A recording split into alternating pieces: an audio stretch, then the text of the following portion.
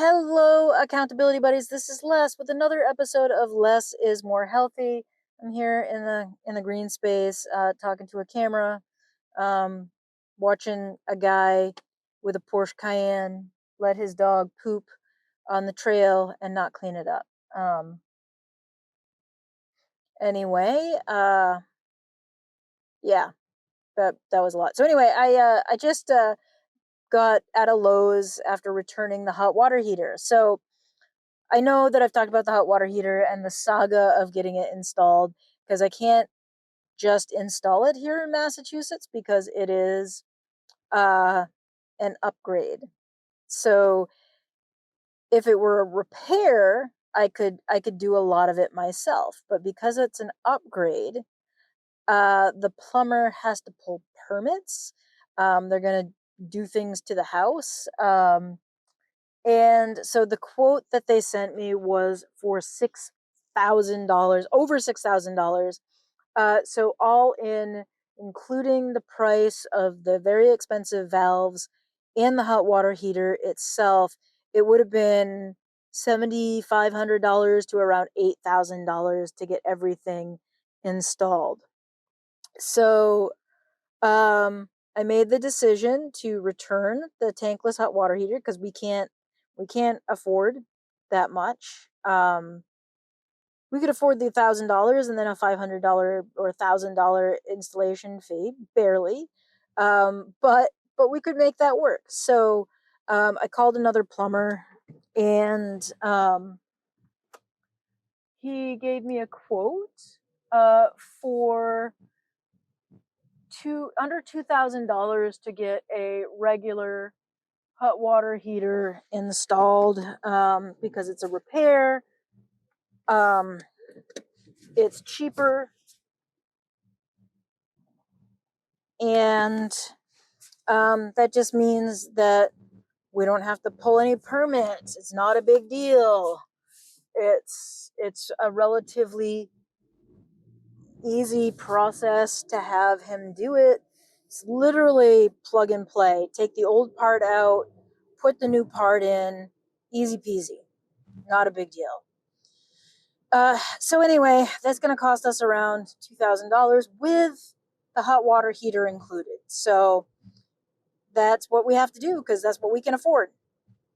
Um, I got out on the bike today. I did a short ride because I still continue to not be physically top notch.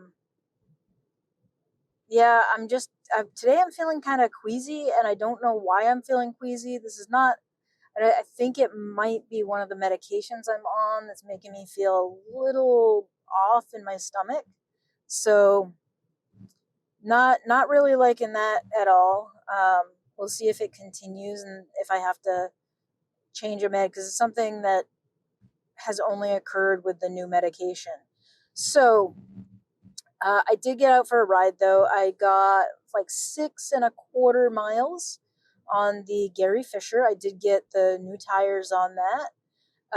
Got the brakes calibrated on it, and it's running pretty well. I do think that I've got a couple of different 8-speed cassettes, and I believe I put the one on there that is it damaged. There's a long bolt on it that comes loose, and to get that to stay, I've got to take it apart, degrease the ring that sits on, and then once that's degreased, put some thread locker on it and tighten the heck out of it. But it just that bolt will not stay tight. So I thought I'd pick the right one. Guess I didn't. So I'm gonna have to swap those out. I do have plans of putting a 10-speed cassette on it at some point. I could also have the wrong sized chain on it. I'm not entirely sure. So I'm gonna do some more troubleshooting on that and go from there. Um, so yeah, the bike's going well. I felt pretty good on my ride. Um, so yeah, the thing that I wanted to talk about came about as a conversation that I had with a friend a few weeks ago. And I had gone out um, riding on the rail trail on a day when it was overcast and not the best outside. It was okay, but it wasn't great out. It wasn't like a sunny summer day, and it wasn't perfect. And I ride in all kinds of weather. I actually prefer riding on overcast days because I sweat less. I'm less likely to get a sunburn, and it's just generally more comfortable for me to do that than it is to ride on a 90-degree bright and sunny day. I would rather ride on an overcast 60-degree day than, really sweat my butt off um, while getting sunburned. So my friend said to me, "Well, I need sunshine," and it's like, well, if I wait until and I only ride on perfectly sunny days, I'm never gonna ride. I'm never gonna get out on the rail trail. It's just not gonna be. Conditions are never gonna be perfect to get out there and ride. And if I wait for the perfect day, I'm never gonna get a ride in. And I realized sometimes we all look for excuses, and for whatever reason, we look for those excuses. Is it fear? Is it I don't know. Like, I'm stuck on the idea that it's fear. Um, like, what keeps me off my bike, um, and what keeps me riding. So, like, it was just sort of like highlighted to me, like the difference between listening to my body versus excuses. Because if I wait for the perfect day to ride my bike, it's never going to happen because I'm making excuses to not ride my bike. Whereas I am generally actively looking for a reason to ride my bike. If you try, you will actively look for reasons to ride your bike. And I think that's a hard spot to get yourself into. Like, it's not easy to change your mindset out of being pretty continually afraid of whatever could possibly happen when you get on your bike. Like, if I worried about being hit by a car every time I get on my bike, I'm never going to ride because cars are always going to be there. If I worry about getting rained on every time it's a little overcast, I'm never going to ride because it's overcast a lot, especially now in this season. And I'm actively looking for reasons to ride rather than actively looking for excuses not to ride, right? Like, there's always going to be an excuse not to get on my bike. Always. I can always find a reason not to ride. It's a lot harder to convince myself to get on my bike and go for a ride. And I think that's a difficult space for people to get to. Not everyone is going to have that mental capability, and it's also like,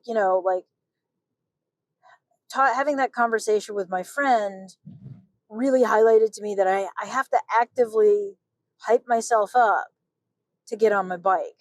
I have to actively combat the excuses in my head not to ride. And that's different. There's a difference between finding a reason to ride, listening to my body, and finding excuses, right? Like, those things are not like you actively have to, you got to listen to your body, number one, and that's not an excuse. Like, certainly it can become an excuse if you're not careful. Um, but I think, like, making sure that listening to my body does not become an excuse is very important. You know, I don't want to get into a space where I am actively looking for excuses not to ride. It's one thing to say I don't feel physically well and I'm not going to ride, and it's another thing to say, well, I'm not going to ride because it's not sunny, or I'm not going to ride because it might rain. I'm not going to ride because my seat's not comfortable. I'm not going to like I can find a million excuses not to ride. It's a lot harder to find a reason to ride. And I'm really fortunate that because I actively enjoy riding, I'm actively finding reasons to ride, which is not where my friend's at. And I feel bad for my friend because he's actively looking for reasons not to ride. And that is a rough place for him to be. Hopefully he gets to a point where he's looking for reasons to ride. And I hope that happens for him, because I think that's a space where when you're trying to get more healthy, you have to be in a space where you are making excuses to ride. I'm making choices to not do other things so that I can ride my bike. And so, with that, I'm going to leave you here, thinking about what are the excuses that you use not to take care of yourself, to not eat right, to not do the things you need to do to feel well. And so, with that, I thank you, and I'll see you next time. Bye.